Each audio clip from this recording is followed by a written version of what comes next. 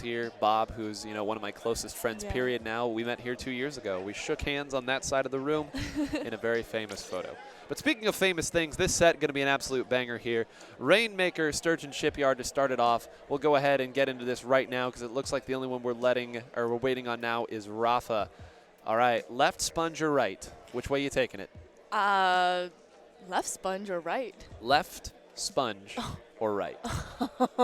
There's commas in between. There are the old Oxford comma here making its presence felt. I usually go left. Sometimes I go sponge. Very infrequently I go right. I just think that when you go to the far left, if you have nobody with you, it becomes just an alleyway of splats and... Well, don't forget, if that spinner is flipped up and you dive into it, you can get all the way to 37 with a good jump that goes as far as you can get. And so that oftentimes is enough to win on this map because, as you said, it can be difficult to make the jump to get onto the left side. Let's take a look at what these teams have loaded themselves up with here. A junior failboat using disconnected Joy-Con splatter shot junior. This is a day one hero, everybody. This is going to be really excellent. I already know. We can see that BigEvil's Bongos doesn't really have a solid backline like Snacc does. So we can see, let's see how that is going to change how they play their game. Oh, but a Grim Range Blaster can feel like a backline. Rafa. Someone like Rafa, that is a full wipe. They're going to go ahead and grab it and opt to go to the left side like you mentioned, successfully making the jump. Now we'll see, waiting. Okay, there goes that jump. They wanted to wait for this inkjet to come out here. They are still there. Rafa is absolutely massacring everybody in front of him. Take a look at the clock. Less than a minute for that first knockout as Rafa smiles. Oh my God, failboat. Act like you've been there before, man. Look at Rafa. Look at Rafa's smirk there. Just like Rafa knew exactly what he was doing, and he did it good. Oh my gosh. Well, 6-0 right there at the top. Only 1 KA for the entire team combined on the bottom. If you are not taking out the opponent, you are probably not winning. A quick KO. And now if you're Snacc, you just have to pretend that game never happened. It's 0-0 right now. Yes. We're just going to start fresh now. You got to shake it off. And you saw that they sent 2 people up there onto, I guess, their right side to try to stop that push that was going to come from the left. But the problem is you got to be a little more mobile than that. You can't sit up there because you notice Rafa fired at the same spot 3 or 4 times to get those 2 picks. That can't happen. You can't let, like, maybe one person goes down there. Maybe Rafa gets a direct. You can't let him get that many shots, and you can't be there when he's there. Yeah, it just takes just a step more of being aware of your surroundings. Right, and you have to be preemptive too. Oftentimes if you wait for the opponent and try to react to it, you've waited too long and it's too late. Tower control, Snapper Canal. If there's one thing that Snacc can rest its laurels on right now, it is the fact that this will be a slower map. Anytime you have tower control, it's going to move a little bit slower than Rainmaker can, so they're going to have a chance to get it reset right now. And I love the pick of Squip going on to that splatter scope right there. Going to at least be able to use the Ray to kind of slow things down a little bit if all breaks loose. For sure. And we can see that on Team Bongos, they are deciding not to run the backline again, which means that they're trying for a little bit more of an aggressive comp. They are. Now, I will say, as someone who's very experienced playing with teams that don't run backliners, taking a nice little swim in the drink right there. It is a canal for a reason, everybody. But I will say what is very risky about not running a backline is you put a lot of pressure on your teamwork and your coordination to be very good. Because when you don't run a backline, you rely on your frontliners to be able to fill the gaps in space by simply reacting and moving up together. That can be a very difficult job to do, especially if the opposing backliner is playing well, as we see Latios get one of the easier picks they will. Yeah, and even especially without a backline, you tend to move up closer together, so if you're taken out altogether, it becomes a wipe, and then that's no good for anybody. No, well, it's the opponent. Well, yeah, the opponent is generally looking to get that. Now let's see where Squip opts to position here, because this is a little bit tricky of a map once you start making the push. You'd like to have your backliner maybe riding the tower, but you see Squip trying to just get into position here. They're a little bit disconnected, and Alex will go down. Will they be able to get a push? It does look like Squip got taken down. Rafa behind the tower here. They need to get rid of Rafa before they can do anything else. But it doesn't look like there's any support there from Team Snacc. giving Rafa free reign of that left platform. And you see here, this is why we're talking about it's so important to be coordinated there. They had somebody who was stuck in Stingray who maybe could have taken care of Rafa, and they had somebody pushed up ahead, and neither one of them were really able to get to Rafa in time to keep that tower alive. Pushing to 59 really isn't that great. It's getting through that second checkpoint that is kind of the deciding factor on this map.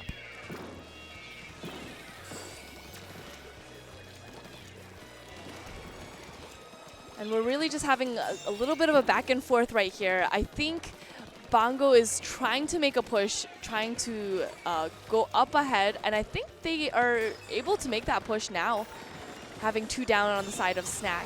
They will. Miski opting to go forward and just try to take it out, but Latios was there rotating again. That's what we talk about when we talk coordination, and this is scary. They don't know Latios is here. Oh, no. Latios waited way too long to try to make that move. Doesn't even know where Squip is. I think they got stuck in ink and they couldn't move. And it was twice that happened. Very unfortunate for Latios, who made the exact right idea, and they just never dealt with it. They got the double anyway. Never dealt with it there. I thought for sure they were home clear in that situation. Instead, they lose the lead and might go even further. 3 people are around the tower right now.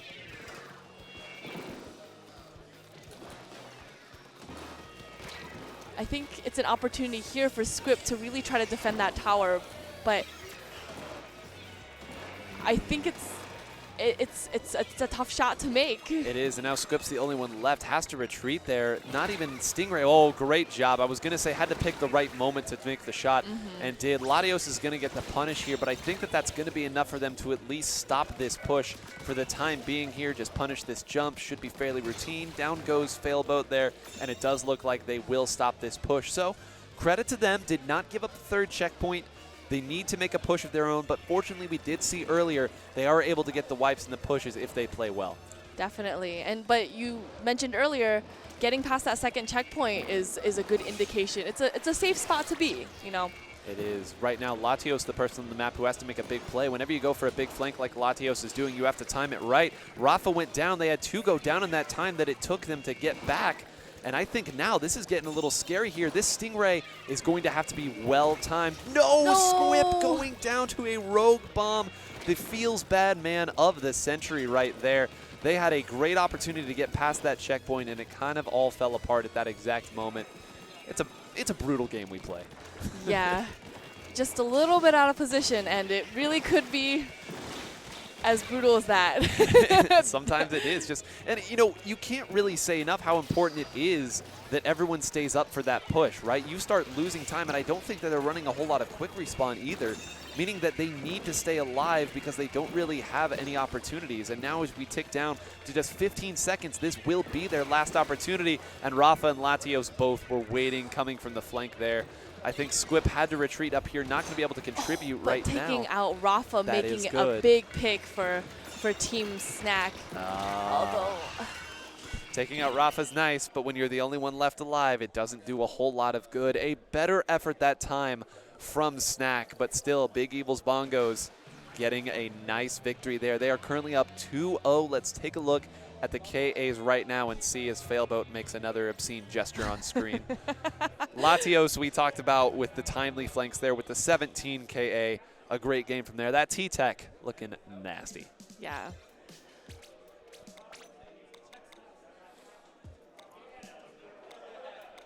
And it seems like our next match is Clamblitz on Muscle Forge.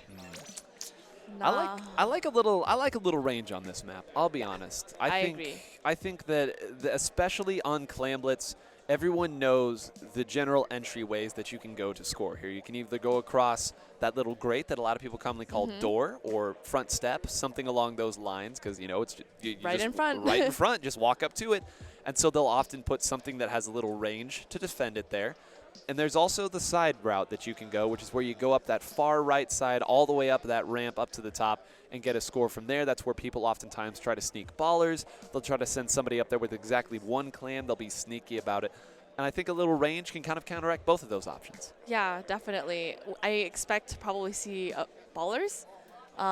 It's really strong here because to cross the grates in the front door, per se, it's really difficult to not just get taken out right away. So having that baller to act as kind of a shield is useful.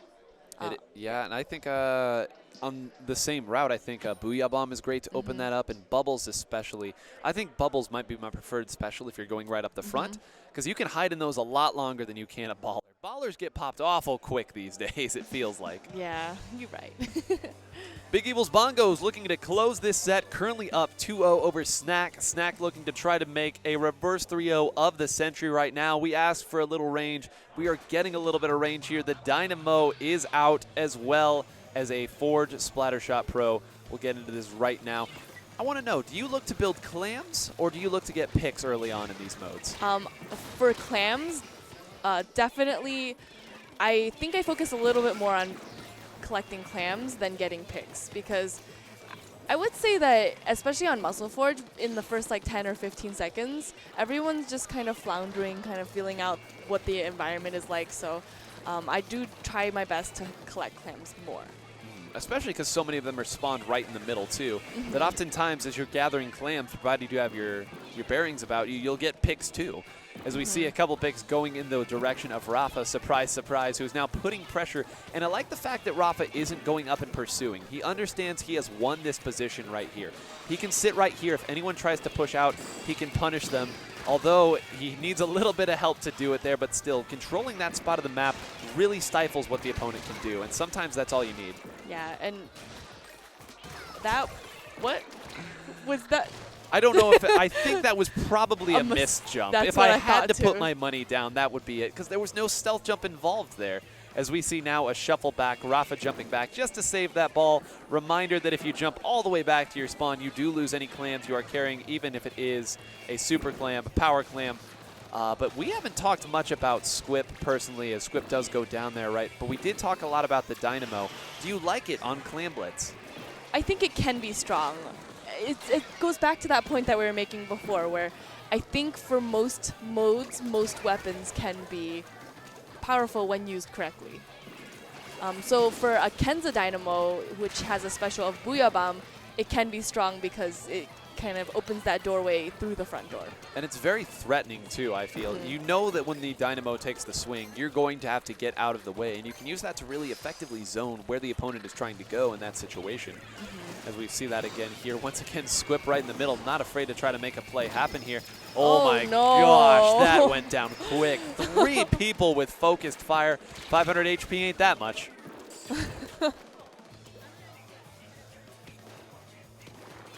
Rafa knows that Seekin is there, but can't. Oh, and he does save the ball. So he does. Well, look at that double team too. Rafa was holding him there, and then as soon as it went back, Latios rotated down to get that pick as well. So again, that's understanding how to turn a 1v1 into a 2v1. Great players win 1v1s. Better players win 2v1s, as they say. Yes. Oh, Latios, don't do this. Don't do this. Don't do this. Latios playing it safe. Good play. Good play. I was very nervous for a second. It was. Well, Latios, I thought there was an opportunity to maybe go up there and try to grab it, but you know, I respect the decision to not worry about that, as we see Miski just trying to run away here. They're going to opt to only get that point, which means there will be a pity clam in play. But it's worth noting that there's only going to be 10 penalty points, which means if they score another power clam and the score remains the same, they're just going to need one more clam in order to tie the score. And you see they are currently holding it. Oof. Maybe not anymore. Yeah, but it's really difficult to make a push at this point because both teams have 2 down on each side. Oh, no, never mind. For a period, I mean, things just change so quickly on this map because, again, we talked about this earlier. On a lot of other maps, it's a little bit more open and you can get clams from other places. And this map, most of the clam spawn pods are right in the middle. They're just going to continue to be in the middle, so the map can change very quickly and the clam count with it because everyone is looking for the same general thing. You aren't going to be able to go to the side and find special clams there. As we see Failboat trying to open something up there, was able to save the clam and actually has the armor. Might opt to pop it, opts not to, and going to get punished by the superior range of the Splattershot Pro in that situation. As we get down now just to 50 seconds left, You see that there are enough clams on both sides to get scores right here. I think right now, BigEvil's Bongos looking to hold on to that as long as they can and try to time it to outright end the game. They have the bubbles here. They're going to try to push in behind that, but because the bubbles were too high, they couldn't hide under it. Now that Squip is out of the way, I think they'll get a chance unless Secant has anything to say about it. Yeah, it was really difficult to make that push because there are people in the trench that stopped them from moving across the bridge. Although this It's a bloodbath down here. Yeah, I haven't.